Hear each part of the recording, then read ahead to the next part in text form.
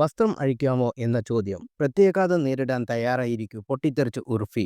വ്യത്യസ്തമായി വസ്ത്രധാരണത്തിന് പലപ്പോഴും വിമർശനം നേരിടുന്ന വ്യക്തിയാണ് നടിയും മോഡലുമായ ഉർഫി ജാവേദ്. ഉർഫിയുടെ ഫാഷൻ തിരഞ്ഞെടുപ്പുകളെ ആരാധകർ ആശ്ചര്യപ്പെടുത്തുന്നവയായിരിക്കും. ഇപ്പോൾ ഒരു പരസ്യ കമ്പനിക്ക് രംഗത്തിറക്കിയിരിക്കുകയാണ് ഉർഫി.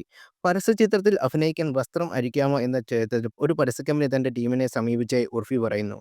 ഇതിനെതിരെ ശക്തമായ നടപടി സ്വീകരിക്കുമെന്നാണ് ഉർഫി വ്യക്തമാക്കിയിരിക്കുന്നത്. ഒരു ഓറിയൽ ഹെർജൻ ബ്രാൻഡാണ് തന്റെ ടീമിനോട് ഇങ്ങനെ ചോദിച്ചെന്ന് ഉർഫി വ്യക്തമാക്കി.